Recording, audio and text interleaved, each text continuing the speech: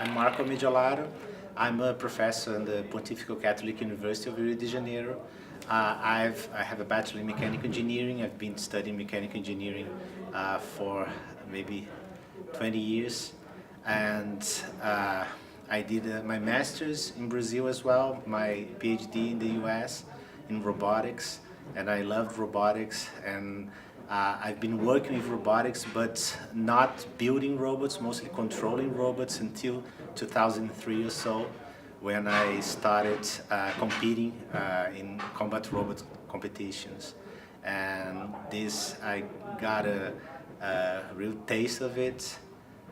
You can learn a lot about not only the know why that we get in the university, but the know-how with the machine, with the tools, and it inspires all the students. They look a lot to work with me, not only in RioBotz, but also with other projects, because they are attracted by the competition factor. And it's just something that I love, building things, building robots and seeing them do well. So last year, 2012, in RoboGames, we competed with a lot of robots as usual. We had recently upgraded many of them. We are trying to use brushless motors even in the heavier classes, and we didn't have much time to test them, so we had some problems during the fights. What worked in the regular test didn't work in the arena, which is much tougher. So we had problems of robot smoking, the speed controllers not working.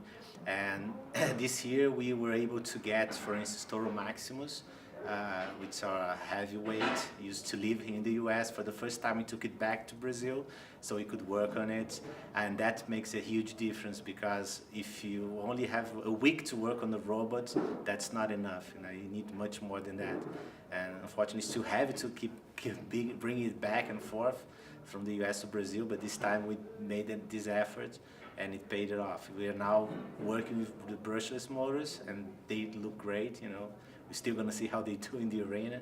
And we also have several new students, so this is a big challenge, because for many of them, it's their first international competition. So we have to guide them very well so they can be quick, but be calm as well, and communicate with each other.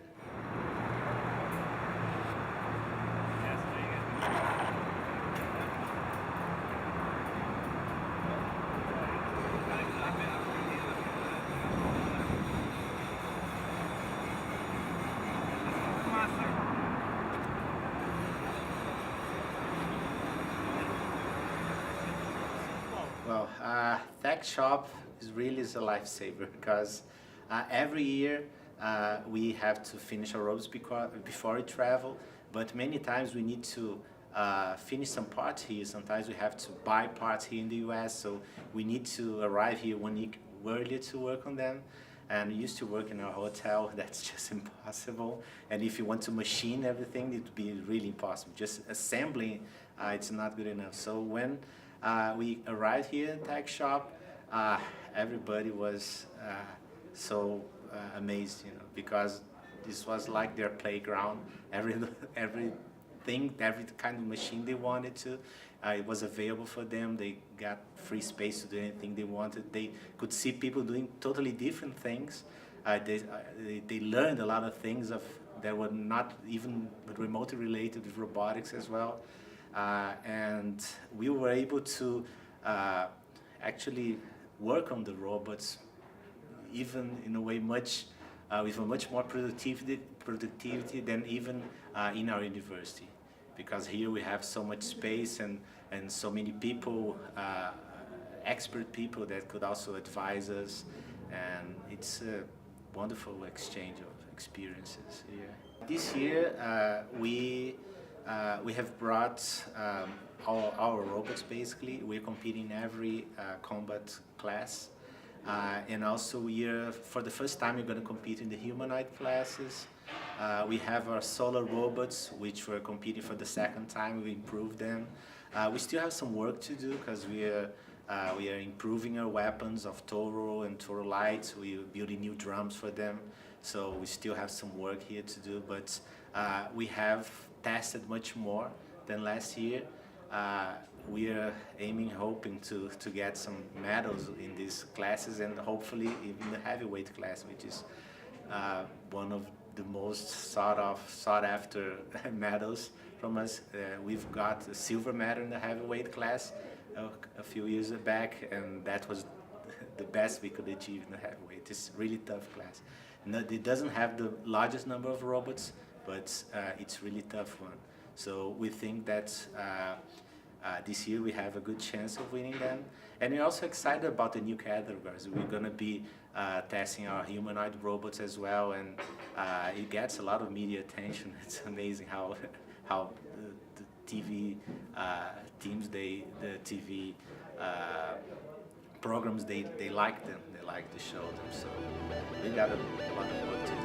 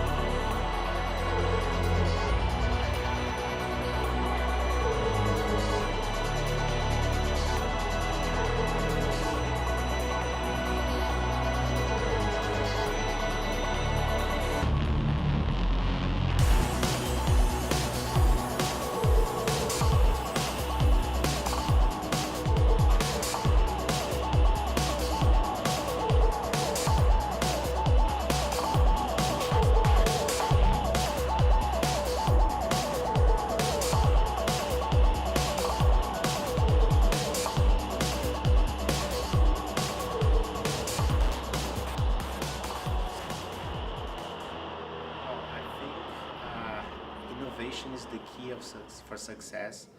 To compete in these categories, in these events, you need to have some very innovative designs. You have to look everything around and get some insights from all the builders. So if you just build copies of other robots, it's just not going to work. Even if you try to improve just a little thing, you need to have some creativity to work on that, and that's one of the things that inspires the students. They learn that you need to get new ideas, to have new ideas, just not to make the same things. They see that if you repeat the same robot with the same weapon strategy, you're not going to succeed in the long run. So you need to change your strategy, change your design, change your materials. You have to learn and improve all the time. And these students, when they leave our team, our RioBotz, when they graduate and when they start working, they bring that to their workplace. They really are able to build new robots, to invent new robots, to bring new insights to the company where they work with. And I've heard that several of my students, they get almost instantly hired when they say they were from RioBotz.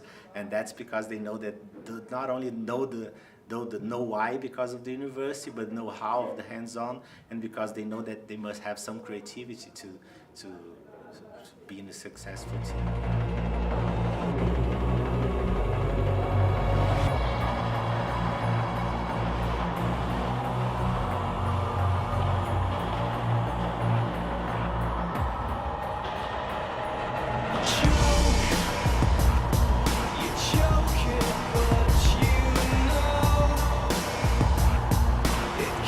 Back when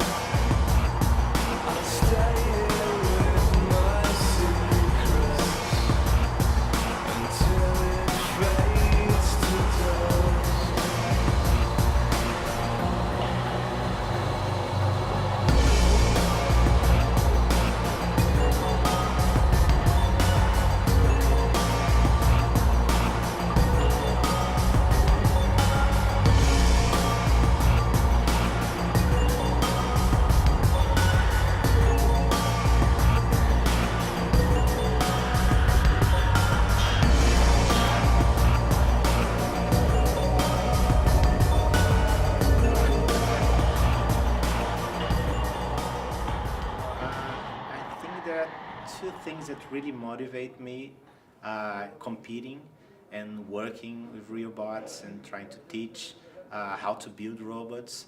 And one of the things is the competition itself, trying to win and seeing your robot working, seeing your design that you thought about several nights and working that in those 3 minutes and having even big hits and everybody liking it, and also the other thing, it's the human resources, the students that learn with this experience. You know, the first time when I started to compete, my primary motivation was building the robots and seeing them win, and then right after I saw how good it did to the students and how motivated they got as well, and how passionate they were, and I could get students to work all-nighters, something that they wouldn't do with a problem set, so, but when it comes to designing a robot and building it, they just don't think about sleeping and anything else. They just think about the robot. So I think these two things drive me: the competition itself, winning, seeing your design working, seeing that other people like something new that you came up with, and also the teaching factor, sharing it. And that's one of the things that motivated me to write that tutorial, the RioBotz tutorial. I wanted to share this knowledge. I saw many teams in Brazil that were starting, and they really wanted to build very good robots, and I think it's much better to fight a very tough robot than to have an easy fight. So why not teaching everybody? You know that the level of the competition is going to rise and it's going to be good for everybody. So it was a pleasure for me to write, because it was also an exercise of my own knowledge. I learned a lot writing the tutorial, because I had to review a lot of things, and so it was also a learning process for me, not only for anybody who would read it. So and seeing the results, seeing the students, seeing the students that have already graduated, working on companies back in Brazil, for instance, building robots and being successful, that's a really good motivation to keep doing this and keep teaching these new students all the basics until they are able to reach a very good level. I like the academic environment. I always liked it. I like the fact that I can do my own research. I can choose my own path, work on what I like, as opposite to sometimes in a company where you have to follow some specific project. So that was my first motivation at the university, that I could perform my own researches. And then the teaching came as a pleasure. Right after that, I became a teacher, first because of the research, because I wanted to build so much stuff. And then when I started teaching, I saw that there's much more to that, much more to than just researching and building. And so I really liked it. When the class is really motivated, when it's something that they want to do as well, it's a very rewarding experience being a professor. And when I see that they really learned, that's even better. 7, 6, 5, 4, 3, 2, 1. So in 2012, last year, RoboGames, we still had some parts that we need to machine, and we were at the hotel and helpless, and we looked at the RoboGames website, and we saw that TechShop was one of the sponsors, and we looked in the website, and we didn't know what TechShop was, because there's no such thing in Brazil. That's something that would be wonderful to have that, but unfortunately we don't have something set up this way. And so a few of the students arrived here just to learn how we'd be able to machine, how it would work, and we saw just that we could do everything here, not only machine a part, but we could assemble the robots, we could discuss their design, we could open their CAD design and make some changes, we could test some things here. So the experience has changed completely. And this year now we were able to actually plan what we would do back in Brazil and what we would do here, because we knew we'd be able to count with a lathe or a mill if we needed. So we are not so desperate having to mill and lathe everything in Brazil and just assemble everything in the US. And if you forget something, if you need to change something, we would be able to do that in a hotel. So it completely changed the way we got prepared for the competition. So now we can use better our time, and if we have to do some last minute changes that we need some machine that we wouldn't have here in the US, we know that we're going to have here in TechShop.